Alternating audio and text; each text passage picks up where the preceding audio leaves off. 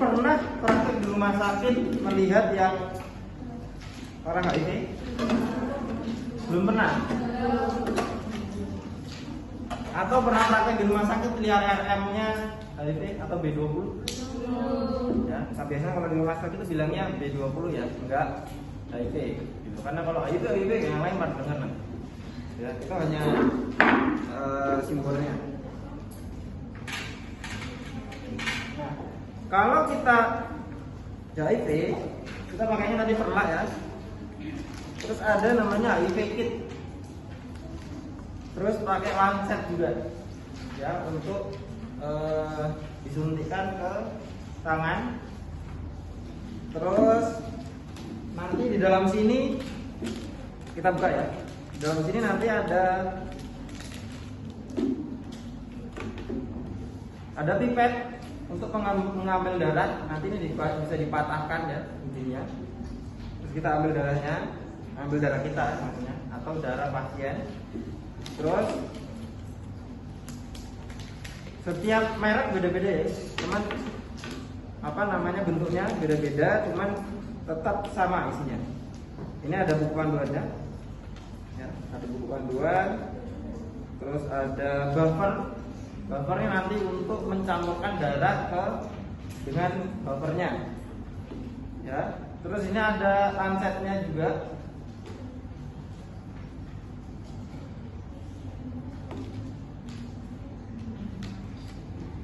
Nanti ada ini yang namanya, kalau kita bilang itu kaset, ya.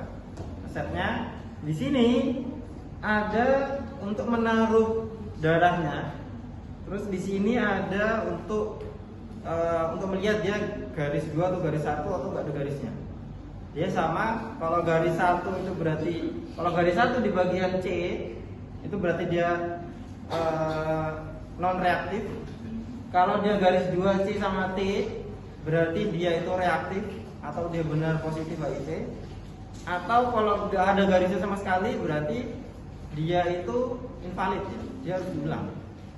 Itu bisa jadi karena darahnya kurang. Bentar, yang mau jadi pertanyaan ini apa ini?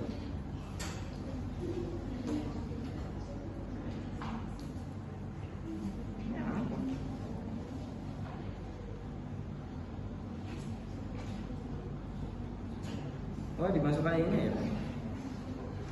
Karena biasanya ininya, setahu saya ya, itu yang agak gepeng itu untuk ini dimasukkan atau sudah apa ya? Sudah ada di dalamnya, jadi kita sempatkan biar untuk melukai. Ya. Cuman ini kan cuma gini aja nih. Ya, ini kan menekan ya, ini harusnya untuk ini sih, menurut saya. Tahu ya apa? Oke, karena beda merek beda isinya. Kita nanti pakai ini saja, ya. Jadi kita mengisikan langsung, kita isi manual. Ya. Oke, yang pertama kita datang ke pasien, ya. Kita tadi kan alat-alatnya. Kita datang ke pasien, kita screen HIV. Biasanya kita lihat dulu kondisinya di mana. Kalau di layanan HIV, pasiennya yang datang ke kita, ya kan? Pasien datang ke kita, biasanya orang-orang yang paling banyak ya, karena penelitian saya juga HIV, paling banyak orang-orang yang datang ke VCT atau layanan HIV di rumah sakit itu karena ada keluhan. Dia keluhannya misalnya, Pak, diare saya itu 2 minggu nggak sembuh-sembuh, atau sudah sariawannya biasa kalau orang-orang HIV itu sudah satu mulut ya, sampai ke kerongkongan, sampai di langit-langit, sampai di lidah, sampai di bibir-bibir, itu sariawan semua, putih-putih semua. Ya. Nah, kalau begitu berarti ada indikasi HIV, jadi dia harus cek HIV. Biasanya cek HIV itu ada yang rapid seperti ini, ada yang dia itu pakai lab. Yang paling sering adalah ELISA. Ya, ELISA itu ada panjangannya. Ya, ada juga yang PCR, macam-macam, ada yang Western blot. Ya. Nah, di sini kita pakai yang biar teman-teman bisa, karena kalau yang ELISA itu harus ke lab ya. Nah, kita hanya ngambil darah saja. Nah, ini biar teman-teman bisa. kita coba seperti ini. Nah, yang pertama kita datang ke pasien, yang pertama kita edukasi, kita berikan edukasi ya. Kita tanya, kalau boleh tahu ibu atau bapak atau mas, menurut ibu atau bapak atau mas itu yang Anda ketahui tentang HIV itu apa? Gitu ya. Kita tanya dulu, jangan sampai kita sudah ngomong bla bla bla bla, dia nggak tahu HIV itu apa. Ya, kita kasih tahu kalau HIV itu virus yang menyerang sistem kekebalan tubuh, sehingga flu saja yang masuk atau bakteri yang masuk itu bisa menginfeksi tubuh dan bikin sakit. Yang harusnya itu bakteri di udara ini kita hirup itu kita nggak sakit, tapi karena sistem kekebalan tubuh kita rendah, itu biasanya langsung menjadi penyakit. Makanya diare nggak sembuh-sembuh, flu nggak sembuh-sembuh, sampai sariawan aja itu bisa satu mulut gitu ya. Kita ceritakan, tapi kita ceritakan dengan humanis ya, dengan empati. Oke. Setelah itu, setelah kita kasih tahu HIV itu apa, kita tanya, ibu atau bapak atau mas tahu penularan HIV-nya melalui apa saja? Kalau kita gali ke pengetahuannya ya. Nah, dia kasih tahu, dan misalnya kalau dia itu biasanya kalau terbuka dia akan menceritakan dia itu ngapain aja, gitu ya. Kalau enggak ya kita kasih tahu. Penularan HIV itu paling sering karena 4 ya. Seks bebas, kemudian transfusi darah, terus narkoba, menggunakan jarum suntik bergantian, dan ibu ke anak. Itu ada 4 paling sering ya. Oke. Nah, kemudian kita kasih tahu juga nanti kita akan melakukan apa saja untuk melakukan pemeriksaan HIV ibu ya. Nanti kita kasih tahu prosedurnya. Kita akan melakukan penusukan di tangan ibu atau bapak atau mas. Nanti nggak sakit, cuma seperti gigit semut ya. Kemudian nanti akan dicek pakai menggunakan ini, sekitar waktunya sekitar 15 menit. Nanti biasanya kalau di ruang VCT atau di bangsal, nanti kita menunggu 15 menit baru nanti muncul gitu ya. Kemudian yang perlu kita sebelum kita melakukan screening, pastikan tadi jangan sampai lupa ya. Nanti kalau sudah di tahap pelaksanaan, privacy. Jangan sampai nanti kalau misalnya di bangsal satu ruangan itu 3 orang, kita panggil ke ruang diskusi gitu ya. Jangan sampai nanti tetangganya sebelahnya dengar wah HIV itu ya. Oke. Nah, kita juga kasih tahu nanti kan ini kan pre. Nanti ada yang setelah kita cek, nanti ada konseling juga post seperti apa. Nah, pertama yang kita lakukan adalah kita tetap pakai handscoon ya. Kita tetap pakai handscoon. Kita kasih tahu tadi prosedurnya sudah kita jelaskan tadi. Nah, setelah itu mungkin di sini ada yang mau menjadi probandus untuk dicek langsung.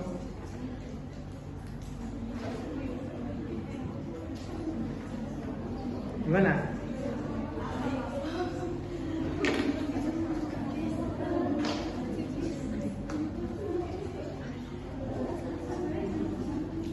Ayo.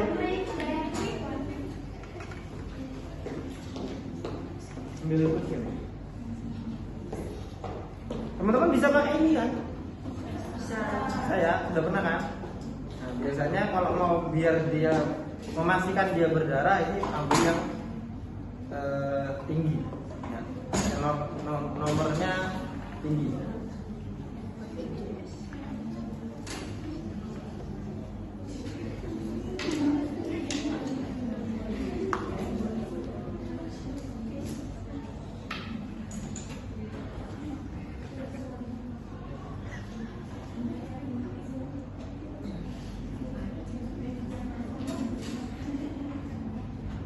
Kok malah saya nggak bisa ini?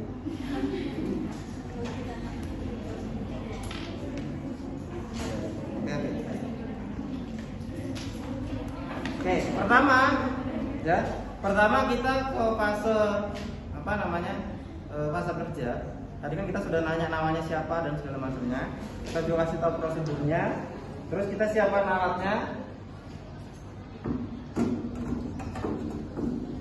Kita bisa pakai ini ya. Ya mungkin agak besar. Kita minta pasiennya untuk taruh tangannya di sini. Ya. Terus pakai alcohol swab. Oh, ini pasiennya sudah tahu ya, mau yang tangannya mana gitu. Biasanya dia seperti ini, kita tawarkan di tangannya mana, ibu sama ibu atau bapak atau mas gitu ya. Kalau pasiennya langsung gini berarti udah tahu tuh mau diusap. Ya.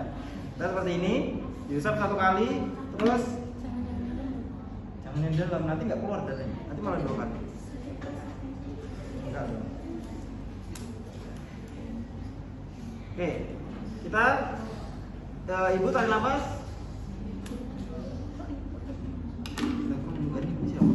Ya, kita ambil pakai pipet darahnya yang keluar. Ya, dikeluarkan yang agak banyak dulu. Nah, sudah kita teteskan seperti ini. Kurang banyak.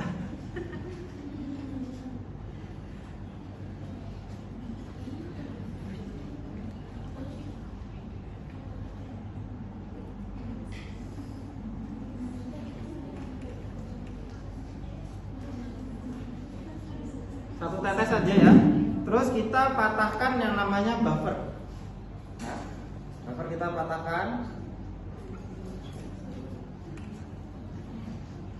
Kalau nggak bisa berarti pakai gunting. Ada gunting. Biasanya tuh gampang kok. Beda merek aja bang.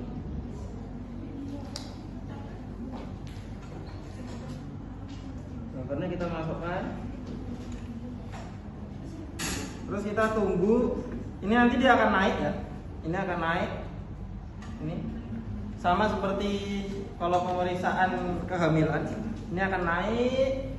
Nah, kalau sudah sampai di atas, ini di. Kalau sudah sampai di atas, kita tunggu sampai 15 menit. Nanti akan terlihat jelas. Ya, mau itu garis 1, garis 2 atau tidak, ada garisnya. Ya. Tadi berapa tetes darahnya? 1 tetes saja ya. Nggak usah banyak-banyak. Nanti ini masih banyak, teman-teman silakan nanti nyoba. Loh, HIV tesnya cuma 1 ya? Saya pikir dikasih lebih dari 1. Kalau positif garisnya berapa tadi? Dia bilang. Ya sama kayak pemeriksaan kehamilan ya.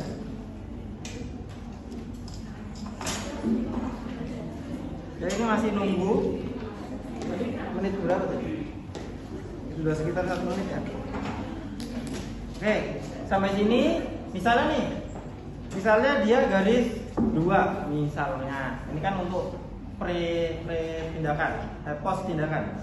Nah, misalnya garis 2 kita sampaikan ke pasien.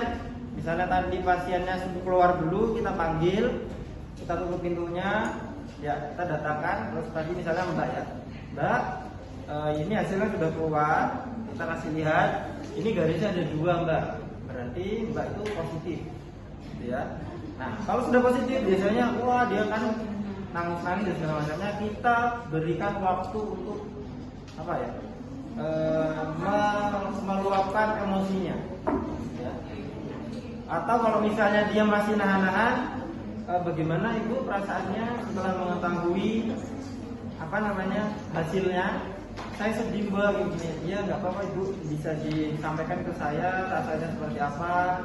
Saya akan memberikan waktu ibu untuk bisa meluapkan emosi ibu. Nah, setelah tenang kita sampaikan. Ya ibu, di sini kan hasilnya positif.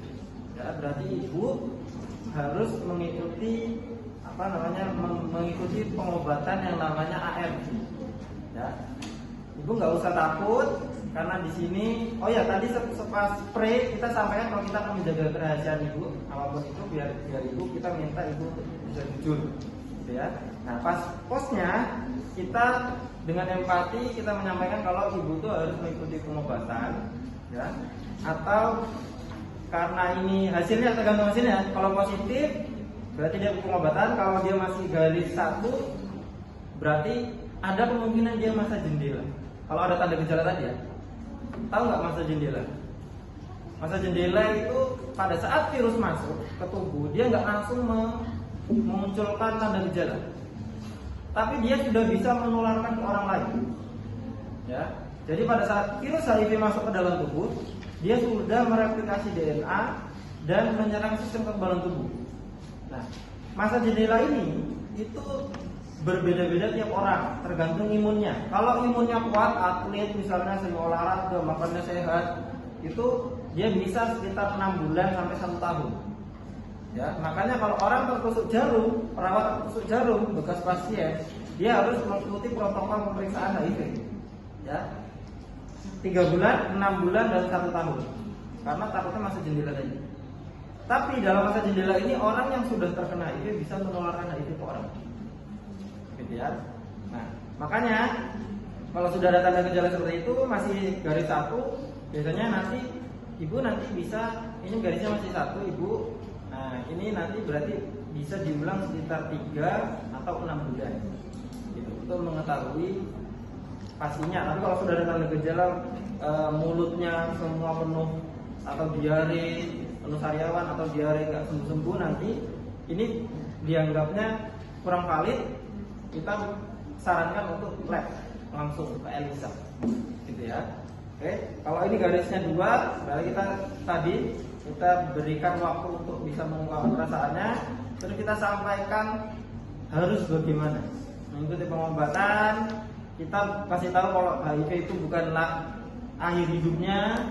Kemudian saya lebih menganalogikan seperti ini. Pada saat saya datang ke responden, bagaimana menguatkan dia adalah anggap aja seperti obat DM, anggap aja seperti obat hipertensi.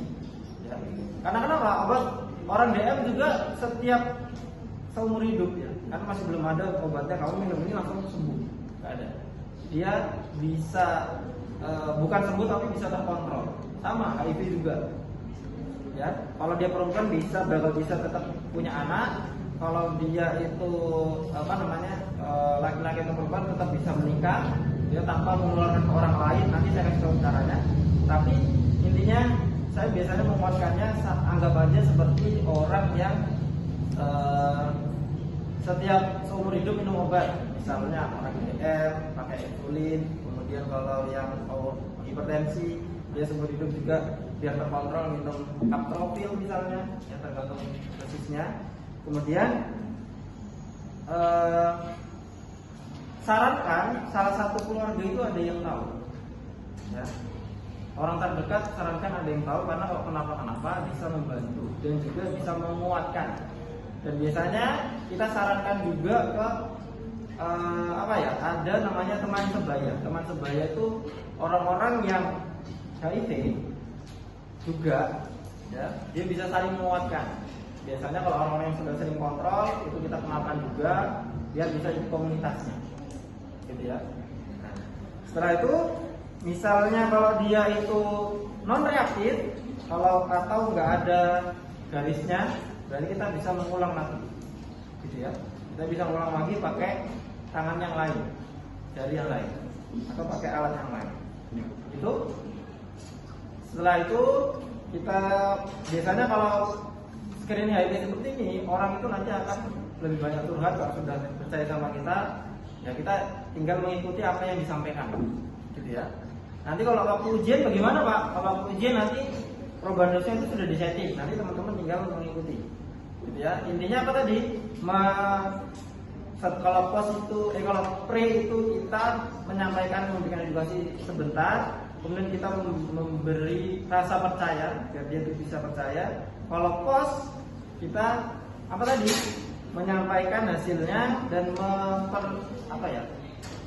mempersilahkan menyampaikan perasaannya. Kemudian kita sampaikan apa tindak lanjutnya. Seperti itu ya. Oke.